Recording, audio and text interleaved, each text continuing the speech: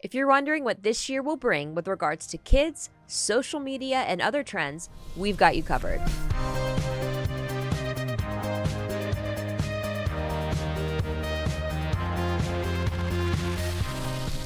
So I actually want to give a shout out to parents.com. They asked us to chime in to the trends that we thought would happen in 2025. Yeah. And of course we were like, oh, wow, we should absolutely go deeper on this, right? Yes. Because whenever you contribute to a major media outlet, you only have so much space. And that's the beautiful thing about podcasts. You can just yap all you want. Yap and yap. Yap, yap, yap. Which we won't do because we respect your time. Yes. But we do want to go deeper on it. Yeah, definitely. So without further delay, and major thanks to Haley. Haley on our team, who really is on the forefront of identifying trends, keeping us up to date with our slang guides, Yes. etc. It's a never-ending project, I swear. Yeah. It's good. It's constant. It's a snowballing one. Yes. Like that just begets more. Yes. Anyway, that's not why you're here, to get overwhelmed. You're here to get empowered. So the 5 things that we told parents.com to keep an eye out. I'll start with the first one. Yep. TikTok Shop. It really is poised to become the next Amazon. Yeah. Now, I wish I could see a show of hands. Like, how many of you even have TikTok, right? Raise your hand.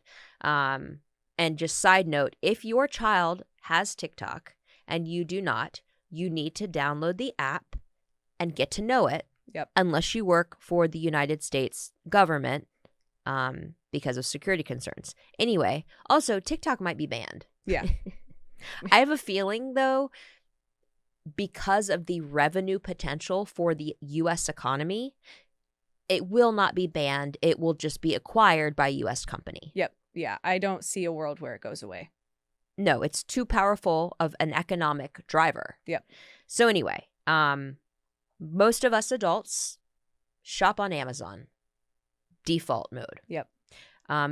TikTok is definitely going to become more and more of a prominent place for children, young adults, and middle-aged adults to drive e-commerce. Anything you want to say about that, Sam? Yeah, it's funny because I very rarely will buy anything in an app platform. Like if I'm pushed an ad on my Instagram stories, or if I see it on TikTok, I'm getting pushed a TikTok Shop ad. 9 times out of 10, I'm going out of the app and searching for it myself and buying it there because there's just something that makes me feel uneasy about doing it in the app itself. But that's not the case for a lot of people. Yeah. I know so many people that are like, TikTok Shop got me again because it's so easy if you're just scrolling on social, and then you at this point you don't even really know if you're being pushed an ad or not because the content is so similar to all the other content you're watching.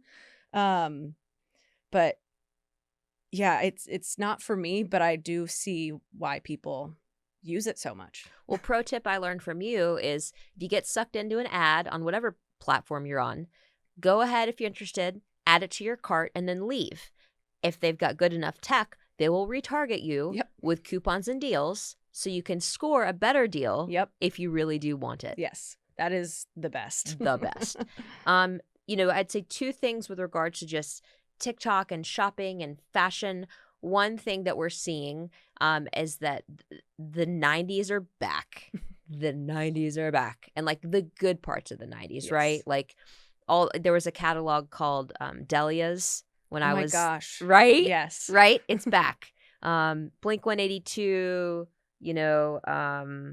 what's the movie with Alicia Silverstone? Clueless. Thank you. That style Yes. is back. And kids are not only shopping on apps like TikTok, but they're using Depop to get used clothes, being mindful of waste. And so it's fun. It's fun to see these styles reemerge. Yes. So that's a cool trend. Another thing that we want to highlight here is helping your children understand the difference between being sold to and authentic content. Basically everybody's an influencer, right? Yes. I might not be getting paid to talk about this necklace I'm wearing. Right. But if I talk about it and people like it, they might want to know where to buy it. Yep. This company could have also paid me to wear it and to drop a shout out to them. And if I'm not being forthcoming and I don't say that I've been compensated for this, yeah, it's a whole thing, right? Yes, it Which I really haven't. is. Nobody paid me. I bought it. I love it. Whatever. Shout out to Mickey Lynn, local Atlanta jewelry artist, who makes these things. I love supporting small business. Did not get paid to say that. Anyway, so back to the trends. Yeah, helping your children understand, because just because somebody is so passionate about how this product worked for them, help them get taller, help them lose weight, help clear their acne, whatever, might not be legit. Yep. The second trend that we're going to see this year, unfortunately, is that online scams will grow increasingly sophisticated to target kids. In fact, Anderson Cooper last night was just talking about the rise of deep fakes and how that's affecting young women in particular, which really pissed me off, by the way. If I can sidebar, there was a story about these teenage girls whose images and likeness were uploaded to an app that turned their images into nude images that weren't them but looked very realistic. And they were called by name over the loudspeaker at school to come to the principal's office. But yet the boys who created the media and participated in sharing of it were not. They had a more quiet gathering. And it's just little nuances like that that are completely unacceptable and further victimize the victims. So anyway, not cool. Don't do that. Many popular gaming platforms that kids love, whether it's Roblox, Minecraft, Fortnite, Snapchat, TikTok, Discord, you name it. They have tons of adult users on them. The adults go where the kids are if they want to hang out with the kids, whether that's for above board purposes or not good purposes. And with that comes scams. Yep. Sam, do you want to expand on this at all? Yeah, I mean, I think that, kids don't have the knowledge or their perception to understand who's actually behind the screen and who's actually talking to them. And because this, AI is so sophisticated and can make you believe really anything. And kids especially are going to be so much more impressionable, gullible, if you will, and can get themselves in some really, really scary spots that suddenly, creating the nudes and then dispersing them. There's so many ways it can go bad. And I think that the people behind the machine are very smart and they don't care. They just want to cause harm, and kids don't know that. There's no way for them to tell that.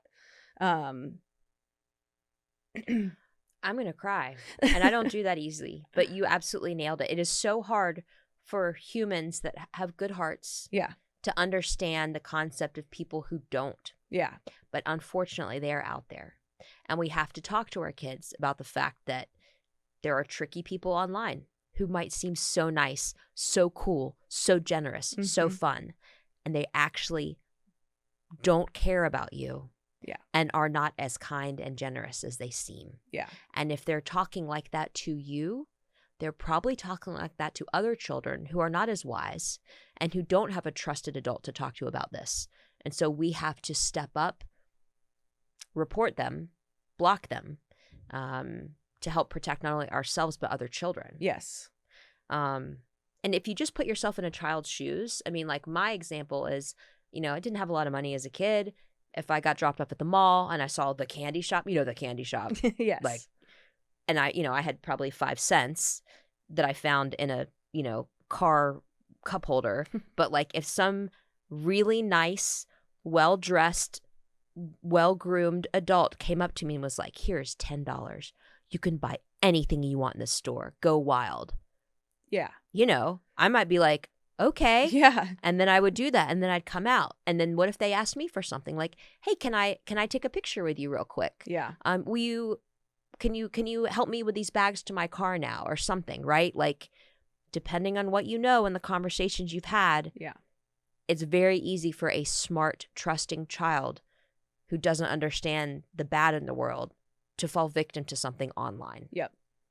On top of that, your children, whether you feel like you're a cool mom or not, they're afraid to share some things with you. Yes. They don't want to lose their access. They don't want you to freak out. They don't want to deal with your emotions. Yeah. They just want to play their game. Yes. And so they will keep things from you so that they don't lose their access or get in trouble. So you need to go over and above to communicate to them that, like, it is your job to protect them. You are a safe place. You will remain calm. It is never their fault if they are tricked by a tricky person, no matter what that tricky person convinced them to do or say, but you're there for them. You are their rock. So yeah. Yep. I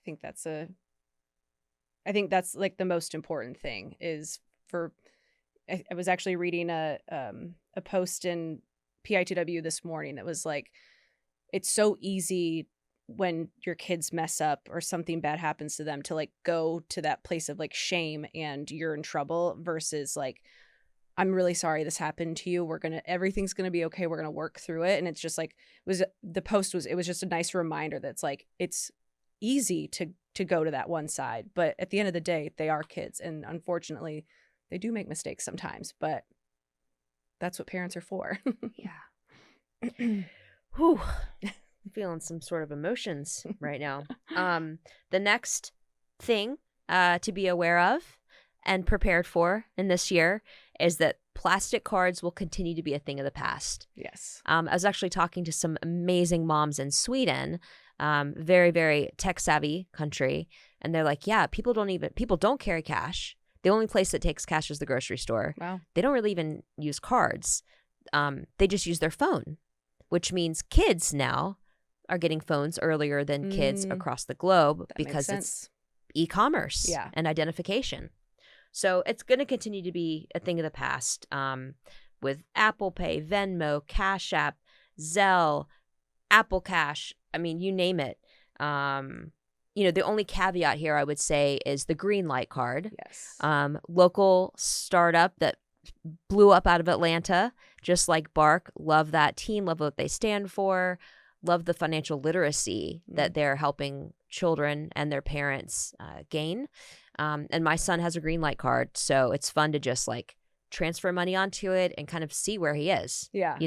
And how he's spending. Right. In fact, there was one morning when I got a notification that he spent some money at Chick-fil-A and he should have been at school. And I was like, oh. Interesting. I wonder if this was a sanctioned field trip.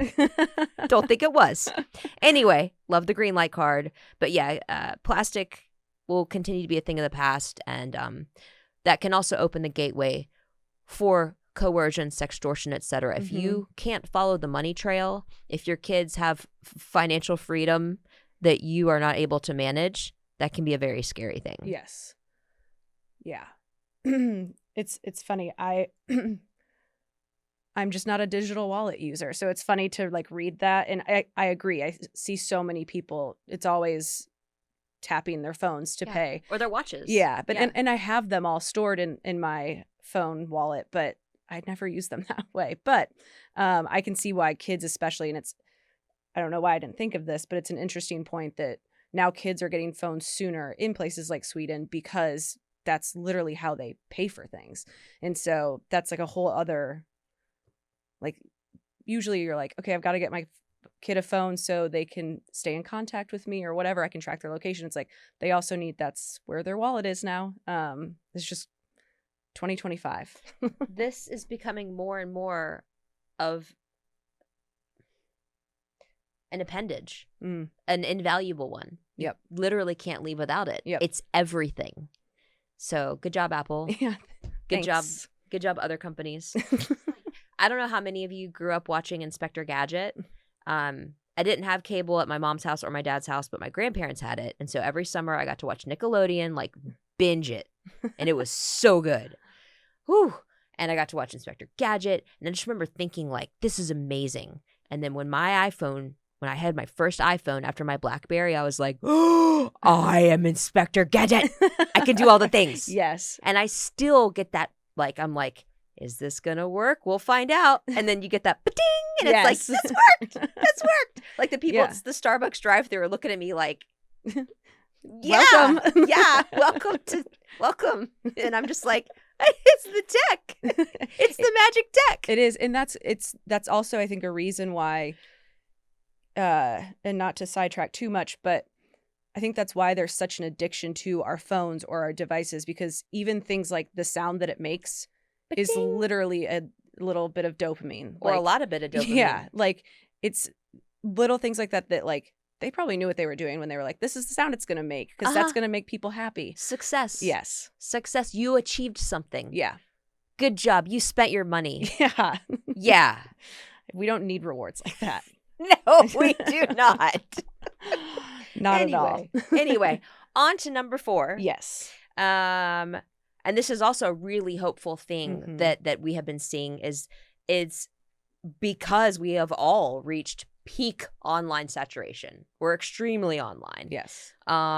Kids are starting to self-police their online habits a bit more. I know that right now, this phone is upside down. Yep. It used to be right side up. I didn't want to miss anything. I've set time limits for myself on Instagram. I'm really trying to be as screen-free as possible unless it's intentional for work or connection or creation. Yep. And children are doing that as well. Not younger children, but older children. We're seeing a lot of kids come out of high school launching movements like Sean Killingsworth of Reconnect. Just wanted to prioritize face-to-face interaction. Love that. Like, yeah, the vision of the youth that grew up with too much of this really gives me hope. Yeah. And I think too, hopefully the then younger and younger generations seeing, not just their parents try to push them to do less screen time, but seeing cool, young 20 somethings and, or early, late teens, early 20s doing that. I feel like kids are going to look up to that and want to, be like them. And hopefully it just is like a waterfall effect. 100%. Yeah. Yeah. Jonathan Haidt's book, The Anxious Generation, I predict will continue to remain a bestseller. Yes. Huge movement started by him and his team. So major thanks there. But because of that, we're seeing, dumb phones come out, movements to delay, really gaining momentum. We've seen, an increase in sales of the Bark phone and the Bark watch because more parents are becoming aware that there are safer alternatives out there. Yep. That the tech is a tool that children can use responsibly with the right safeguards. Yep. They're understanding that iPhones and Apple Watches are great for adults who need privacy. Yes. And they were not built for children or children's safety. They Not just at all. weren't. So the fifth thing that we are going to see a lot of this year is the increased prioritization around mental health. For a long time, it was just mental health awareness. Yep. Oh, we're aware. We're very aware. Very much aware. Right. Now we're going to have the prioritization of it. Yes. Rise to the top and use gamification for good. There's apps that are coming out that help children, with ADHD or games. They're going to meet us where we are. If we're in our phones, let's use our phones to heal us. Yes. There's another great app that I downloaded that helped me realize, alcohol doesn't really serve me. It's not great for me. The Reframe app and the way that it kind of gamified, trying to live a sober lifestyle was awesome. It made it fun and cool. And so we're going to see more of those things. Obviously for children, you don't need the Reframe app. Yes. I mean, there are some children that, do need it, unfortunately. But anyway, there's so many cool apps out there that, again, you need to be mindful, right? There's healthy screen time and there's not healthy screen time. But the prioritization of mental health, continuing to reduce that stigma around suicide in particular. In fact, there's a heartbreaking story that has gone viral. A boy 18 out of the University of Colorado Boulder who died by suicide, and nobody saw it coming. He was loved by all and seemed very happy. And his dad was saying, I talked to him about drugs and sex and fentanyl and all that things, but we didn't talk about suicide. Got to talk about it. Yeah. Got to talk about it. And I think, it's a terrifying topic to talk about, to even think about having to talk about with your kids, but it is really, really important. And unfortunately, it's a very real and very serious problem that I think you can't just turn a blind eye to anymore. And I think that's why I am hopeful that it's not just being aware of mental health now, it's prioritizing it and really, really pushing families to have those conversations, parents to talk to their kids, kids to talk to their parents.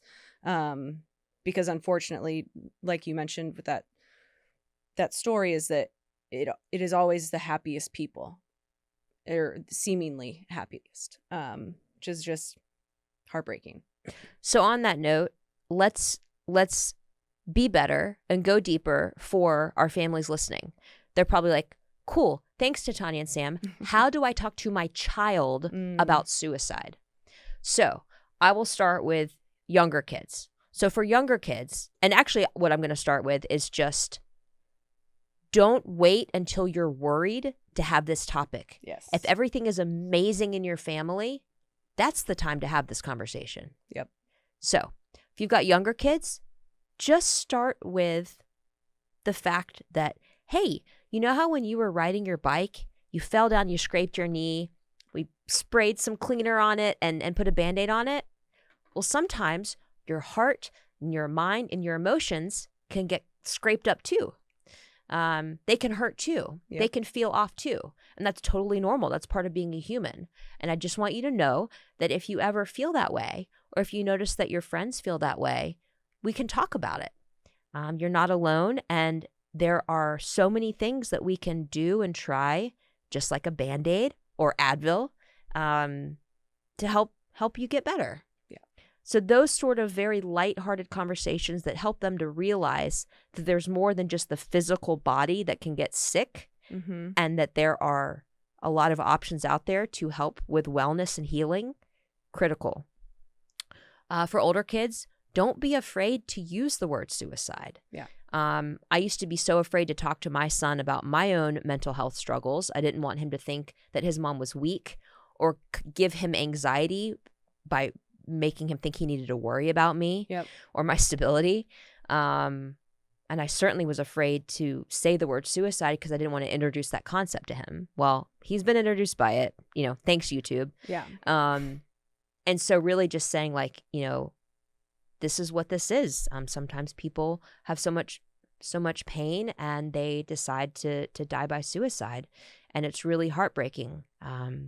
And if you or anybody is feeling like they either don't want to be here anymore, or they're in so much pain they can't be here anymore, or they're so scared by how they're feeling, they're scared they can't be here anymore. All of those things, they're normal feelings. Not everybody has them, but a lot of people have them, and there's hope. There is always hope. So don't ever be afraid to come and tell me.